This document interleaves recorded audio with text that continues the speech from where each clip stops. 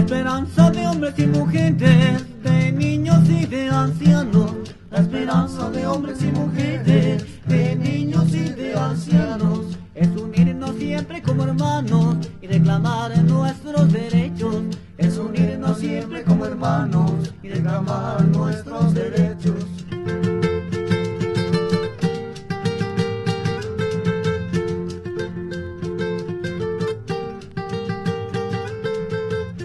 Y siempre llevando en las venas, en el alma herencia del combate. Mi nombre es Segundo Porfirio Pascuezán, del Resguardo Indígena de Chiles, municipio de Cumbal, del Gran Pueblo Pasto. De este proceso vengo caminando cuando fui elegido gobernador de 1976. A punto de acabarse el cabildo fui elegido con 15 votos. Cuando los demás dijeron que no querían más cabildo. Entonces uno mirando el archivo, dije no, hay que recuperarlo el cabildo, hay que recuperar la comunidad. Porque esto nos pertenece a nosotros, para nosotros. Porque se estaba a punto de acabar, que eran los cabildos que servían a los curas y ya no tenía más que repartir territorio, sabiendo que no ha sido mucho más amplio. Ha habido que en los territorios hay las lagunas, hay los manantiales, hay los ríos, hay los nevados, hay las colinas que hoy llama el Cerro Chiles y el Cerro Negro, que está dentro de nuestro resguardo, según los títulos coloniales, que somos reconocidos por la corona española. Los títulos coloniales son la 228, la 108, la de 1911. Títulos que tienen unos mapas donde difunden la liberación de nuestra comunidad. Son nombres propios que hoy ya cambiaron con la historia de los blancos, cambiaron nuestros nombres propios. Por eso hay que recuperar nuestros propios nombres de nuestros territorios para poder tener autonomía en nuestras comunidades. ¿Y cómo era la lucha en esa época, mayor? La lucha de nuestra época, yo como gobernador invité a compañeros del Ecuador, que hay vecinos que son parte de nuestro territorio de Chiles, y también invité a compañeros de Panán y compañeros de Cumbal y un compañero solidario de Dumer Damián, que se hizo presente en ese momento. Entonces decía yo que hay que mirar esos títulos como están, quiénes están dentro, quiénes han invadido, como dice Juan Chiles, nos están jaitando nuestras tierras. Es como decir que nos están quitando nuestros territorios. ¿Y entonces cuando llegaron ellos, qué empezaron a hacer? Nosotros ya mirando esto, ya fuimos despejando un poco la mente, porque los libros que deja Juan Chiles firmado con su propia firma, no podíamos, como dice, detallar qué era lo que decía. Pero con los compañeros solidarios ya pudimos hallar ya las huellas que es lo que nos dejaba Taita Juan Chiles. Entonces en ese momento comenzamos a pensar que hay que recuperar nuestro territorio, que hay que recuperar las autoridades, que hay que recuperar el pensamiento, la historia de todos nosotros. ¿Y qué decía Taita Juan Chiles? Taita Juan Chiles decía en su documento, nos están jaitando de las tierras que él peleó con los pazmiños, con los trejos y con los Rodríguez. Esa era la pelea de él, que se le quitaron, pero él, la corona española, le llegan y le hacen el reconocimiento y le dan posesión en el sitio que dice de aguas termales. Ahí tenemos unos arroyos de aguas termales. Ahí le dan posesión. Muy bien. Y bueno, ¿y usted, Taita, cómo ve la lucha después de lo que pasó en el 90, de que se dio todo ese proceso de reconocimiento? ¿Qué ha pasado por allá en las tierras de los Pastos? En las tierras de los Pastos ha habido, como dice, de los mismos taitas gobernadores, ha habido muchas ambiciones. Las ambiciones solamente casi para unos grupos, que siempre cuando apoyan a los cabildos tienen sus grupos. Cuando gobernador, candidato que quiera ser, sale perdiendo, dice, ellos no los ocupamos. Entonces ese es el problema de las tierras, que se reparte a unos y otros quedamos renegados. ¿Y qué pasó con los mayores después de todo que se dio ese reconocimiento a los pastos como pueblos indígenas? Después del 90, ¿qué pasó con los mayores?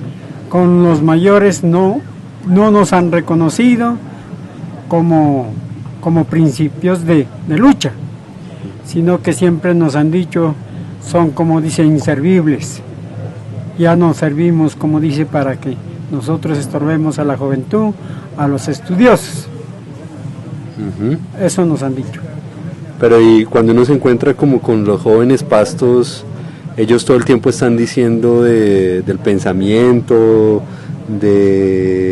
sea, un montón de cosas como de filosofía indígena, pero nunca encuentra a los mayores al lado de ellos. ¿Por qué se dio esto? Es que eso, como dicen la juventud que van a los colegios, a las escuelas o a las universidades, nunca les enseñan la historia de acá, cuál fue la lucha de nuestros mayores y cómo nos han dejado nuestros territorios. Entonces, en eso estamos, como dice, para prepararnos y decirles a los jóvenes que aprendan de nosotros, porque para ellos les va a servir. Muy bien. ¿Y usted cómo ve toda esta plata que ha entrado ahora a las comunidades por vía de las transferencias? ¿Eso ha afectado en algo la autonomía de los pueblos? Sí, siempre cuando los gobernadores no los pueden descifrar bien el signo pesos, siempre hemos tenido dificultades. Si los gobernadores piensan que los recursos también son necesarios para ciertas cosas, nos podemos, como dice, más alertar. ¿Por qué? ¿Qué ha pasado? Entonces ahí pues ha fracasado con los recursos. Entonces ahora peleamos, como dicen, entre los mismos indígenas estamos peleando. Ahora ya no peleamos contra el gobierno ni contra los de afuera, por el signo pesos, porque no se nos pierde de nuestra mente, de nuestra vista, el signo pesos. Y todos esos proyectos, me imagino que han llegado muchos proyectos como a todos los otros pueblos indígenas, de ONGs, del Estado. ¿Qué ha pasado con todos los proyectos? Esos proyectos siempre los hemos tomado ya con conversas de los mayores. No, siempre, unos son buenos, les decimos bueno, pero siempre con el permiso de nosotros, para poder trabajar. Muy bien, y con respecto a todo el proceso electoral, porque como los pastos son pues una población tan numerosa en el país y ellos pues tienen ese peso, ¿qué efecto ha causado la cuestión electoral ahí entre la gente de Pasto? No, el efecto de la cuestión electoral siempre ha afectado. En eso sí estamos muy mal, porque ahí es la desunión de nosotros. Ahí corrimos para unos candidatos, corrimos para otros candidatos y no sabemos cuál es la razón propia de nosotros. Entonces, para esos procesos, ¿cómo hacen para elegirlos? ¿Hay un proceso del cabildo o cómo se han hecho? Sí, siempre los candidatos que van avalados por el movimiento indígena, siempre les dan el apoyo los gobernadores. Como para Senado, como para Cámara, como para diputados y alcaldías y consejos. Ya, mayor. ¿Y este proceso, esta reunión del AICO, cómo la ve usted? No, este es el despertar de nosotros otra vez, que hemos quedado ya como muerto este movimiento. Pero hoy no ha estado muerto, sigue en pie de lucha. ¿Y por qué se había muerto, en su opinión? Pues es que la plata fue el que nos equivocamos. Y los representantes que van al Congreso no nos han informado cosas buenas, sino nos llegan con cosas que no han sido así. Ya. Y mayor, usted en los 70 o bueno, cuando ustedes comenzaron esas luchas de recuperación, ¿eran solamente la gente indígena o iban con la gente campesina o con la gente solidaria? ¿Cómo era ese proceso? No, adelante no estuvo la gente solidaria. Ya desde que yo conozco, la gente solidaria vino desde el año 76. Ha habido, como dicen los otros compañeros, que se han ido para las líneas en Celejo, Anú, pero se han estado siempre luchando. ¿Y cómo las relaciones con la gente campesina de la NUC en esa época? No, con la gente campesina sí, cuando nos vamos entendiendo, también se van uniendo a nuestro proceso. ¿Y hoy cómo ve usted esas relaciones del las organizaciones indígenas, ¿será que sí podrá llegar a unirse otra vez con la gente campesina, con la gente afro? Sí, esos acuerdos hemos llegado. Se puede conversar, se puede dialogar con todo, que nos vamos entendiendo. No es la lucha contra ellos, sino contra el Estado. Claro. ¿Y cuáles son las cosas que los unirían a todos? No, demostrándoles la voluntad de tenerlos dentro de nuestro territorio como campesinos o como negros. Y cuando hay esos problemas, por ejemplo, entre los resguardos y las zonas campesinas o las zonas negras, ¿cómo se podría resolver eso?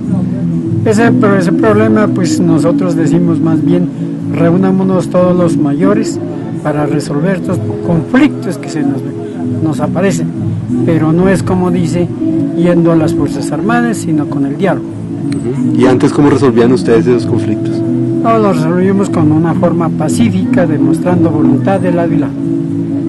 Muy bien. ¿Y cómo ve hoy aquí al pueblo guambiano, hoy que lo ha visitado y que ha escuchado lo que ellos como que tienen que decir? El pueblo guambiano, pues desde que el 80 que yo conozco, ha sido un pueblo de proceso y de lucha, que se mantiene. Porque mirando uno como ha sido Juan Tama, como es Juan Chiles, como fue Juan Tamavioy de Putumayo, unidos esos pueblos. Para luchar nunca ha habido discusión entre ellos. Si no se han colaborado, se han ayudado. Muchas gracias, Mayor. Yo les quería preguntar, es que ayer... No me recuerdo de la lucha de Elia, que dice, este territorio es para nuestros concertos y nuestros herederos, quien viene descendiendo detrás de nosotros, dice, ¿no? Es Juan Chiles. ¿Y ese territorio se lo dejaron ellas? Sí. ¿Y quiénes eran ellas? Graciela. Es unas señoras caciques luchadoras que enfrentaron todo. Y ellas resistieron en ese pueblo. Esa es la historia de ellas. Por eso yo comparto con las mujeres, digo, no, es que las mujeres también es un proceso de lucha que han tenido. Yo comparaba con María Panán en Paná, esta otra María Chapuela en Córdoba, Males. ¿Y quiénes son ellas? Ellas han sido, como dicen las cacicas, que dejan sus títulos allí, que también lucharon en la corona española, la reconocieron.